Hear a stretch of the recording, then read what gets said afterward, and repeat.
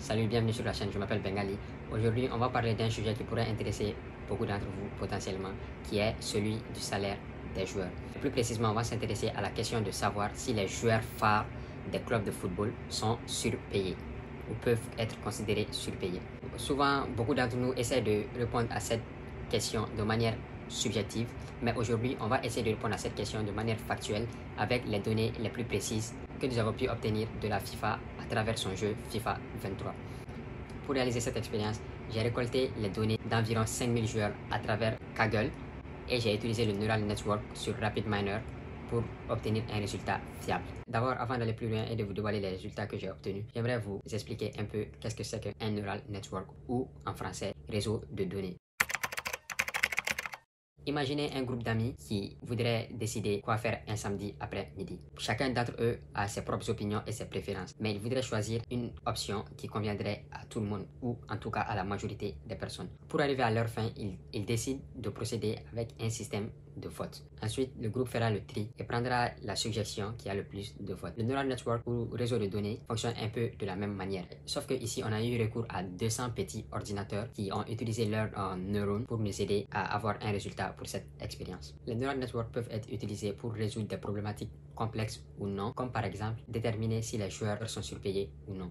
Donc aujourd'hui, on va essayer d'utiliser les Neural Networks pour prédire les salaires des joueurs en fonction de caractéristiques comme leur puissance de tir, leur vitesse, leur détente ou même leur taille. Alors, quels sont les résultats de l'expérience? Après avoir effectué cette expérience, on pourrait se dire que la vraie question à poser serait quel club surpaye leurs joueurs? En effet, la question du salaire des joueurs est un peu plus liée au club dans lequel ils sont que à d'autres caractéristiques. Sur cette figure ici, la ligne bleue représente les salaires prédits par le Neural Network. En moyenne, par exemple, le Paris Saint-Germain, d'après ce Neural Network, devrait payer ses joueurs 110 000 € par semaine. J'ai oublié de préciser en début de vidéo que les données des 5000 joueurs qu'on a récoltés ont été utilisées pour estimer le salaire du top 98 des joueurs dans le jeu FIFA. Mais dans la réalité, vous pouvez voir que le Paris Saint-Germain paye en fait environ 152 000 € par semaine en salaire de ses superstars. Et parmi ces superstars présents dans le top 98, on a Lionel Messi, Kylian Mbappé, Neymar Jr., Donnarumma, Marquinhos, Keylor Navas, Marco Verratti ou encore Sergio Ramos. D'après le Neural Network, ces joueurs devraient être payés en moyenne à 110 000 € par semaine. Là où le Paris Saint-Germain les paye environ 152 000 € par semaine en moyenne. Là, vous pouvez voir ici, dans le cadre par exemple du Real Madrid, ces joueurs sont payés à environ 272 000 € par semaine. Ces superstars comme Karim Benzema, Luka Modric, Vinicius Junior, etc. Lorsque le Neural Network suggère que ces joueurs devraient en réalité être payés en moyenne à 126 000 € par semaine. Vous voyez que la différence entre le salaire des joueurs et le salaire qu'ils mériteraient est immense. On voit qu'il y a environ une différence de plus de 140 000 € par semaine du côté du Real Madrid. Ce phénomène est présent chez la plupart des équipes considérées comme ultra riches ou en tout cas comme les plus riches. Parmi ces clubs qui semblent surpayer leurs joueurs, on a par exemple, outre le Paris Saint-Germain et le Real Madrid, on a le FC Barcelone, Manchester City, Liverpool, Manchester United, Tottenham, Chelsea, la Juventus et même Leicester City. De l'autre côté, lorsqu'on jette un coup d'œil à la gestion financière, à la gestion des salaires au niveau de clubs un peu moins aisés financièrement ou en tout cas de ceux qu'on connaît, on voit que des clubs comme par exemple l'AC Milan semblent sous-payer ses joueurs, ce qui pourrait être considéré comme une meilleure gestion des finances de ce club. Vous voyez que ici, l'AC Milan paye en moyenne 86 000 € par semaine en salaire, alors que d'après le Neural Network, ils devraient en moyenne payer leurs joueurs présents dans ce top 98 107 000 € par semaine. Du coup, l'AC Milan fait environ, sur ses joueurs présents dans ce top 98, je pense qu'il n'y en a que 2 ou 1, je ne me rappelle plus. Pour ces joueurs présents dans le top 98, l'AC Milan fait environ 20 000 € de savings sur ces joueurs en moyenne. En d'autres termes, l'AC Milan paye en moyenne 20 000 $ de moins les joueurs que ce qu'ils mériteraient d'être payés d'après le Neural Network. Lorsqu'on va plus loin, on voit que des clubs comme l'Eintracht Francfort, le Borussia Dortmund, le RB Leipzig, le Real Betis, le FC Séville, aussi je pense qu'il y avait aussi le Villarreal ou même l'Atlético de Madrid semblent avoir une meilleure gestion du salaire de leur star. Parmi les clubs pouvant être considérés comme ultra riches, on a une exception intéressante en l'équipe du Bayern Munich. On voit que même si le Bayern Munich au niveau sportif boxe clairement dans la catégorie des équipes comme le Real Madrid, le Paris Saint-Germain et même le FC Barcelone qu'ils connaissent bien, le Bayern Munich apparaît ici comme étant l'un, voire le seul top club à sous-payer ses joueurs, donc à avoir une meilleure gestion. Lorsqu'on jette un coup d'œil à ce tableau ici, on peut voir que le seul joueur surpayé de Bayern Munich sur les environ 8 joueurs présents dans ce top 98 est Sadio Mané. Et là, il semblerait que Sadio Mané ne soit payé que 9 000 € de plus par semaine qu'il ne devrait.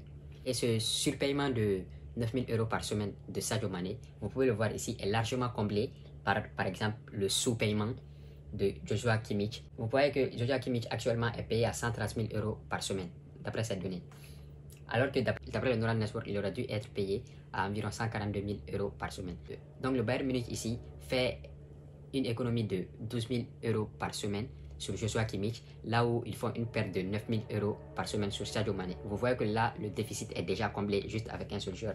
Et là, lorsqu'on creuse un peu plus avec d'autres joueurs comme Thomas Müller, Manuel Neuer, etc., on peut voir que le Bayern Munich arrive à faire des économies sur ces joueurs ici. Si on essaie de rentrer un peu plus en détail, Lionel Messi, vous pouvez voir la différence entre le salaire que touche Lionel Messi et le salaire qu'il devrait toucher. Les graphes en bleu, c'est ce qu'il devrait toucher. En vert, c'est ce que les joueurs touchent actuellement. Vous voyez que Lionel Messi devrait toucher environ 138 000 € par semaine, d'après le Neural Network, là où il touche 195 000 € par semaine. Lorsqu'on jette un coup d'œil seulement à la figure des salaires prédits, on peut voir que le joueur normalement qui devrait être le mieux payé au monde, dans le top 98, est ici Kevin De Bruyne. Ces résultats pourraient être nuancés si on prend en compte les revenus générés par ces joueurs à travers leur vente de maillots, les deals commerciaux, sponsoring et autres. Par exemple, quelqu'un pourrait largement dire que un Lionel Messi ou un Neymar Junior ou même un Kylian Mbappé génère tant d'argent niveau revenus commerciaux, sponsoring et vente de maillots qu'il comblerait le déficit. C'est ce qui fait effectivement du sens. Néanmoins, lorsque vous regardez un club comme le Paris Saint-Germain, à part Lionel Messi, Neymar Junior ou Kylian Mbappé, lorsqu'on jette un coup d'œil à la différence entre le salaire prédit et le salaire actuel d'autres joueurs comme par exemple Verratti, Marquinhos ou Sergio Ramos, on peut se poser la question de savoir si ces joueurs peuvent combler le déficit à travers leurs revenus de sponsoring ou vente de maillots ou autre. Par exemple, un Marco Verratti est payé environ 25 000 € de plus par semaine qu'il ne devrait. Et lorsqu'on étale cela sur beaucoup plus de joueurs comme Sergio Ramos ou Marquinhos, on peut voir que la différence augmente assez rapidement. En résumé, on peut voir ici de manière factuelle que les clubs réputés comme riches semblent être ceux qui payent leurs superstars beaucoup plus qu'elles ne devraient l'être. Cela pourrait s'expliquer par un désir de les blinder afin qu'ils ne quittent pas le club, comme peut-être on a pu le voir avec la récente prolongation de Kylian Mbappé. Cela pourrait aussi s'expliquer par le fait que ces joueurs pourraient potentiellement générer des revenus conséquents qui aideraient à combler la différence entre les salaires prédits et les salaires actuels. Néanmoins, on voit qu'un club comme le Bayern Munich arrive à avoir un bon équilibre entre le salaire qu'il paye ses joueurs, les joueurs qu'il a et les performances sportives que ces top joueurs offrent. Que pensez-vous de ces résultats? Dites-le moi en commentaire et dites-nous aussi si vous aimeriez voir un peu plus de vidéos de ce genre. Peace.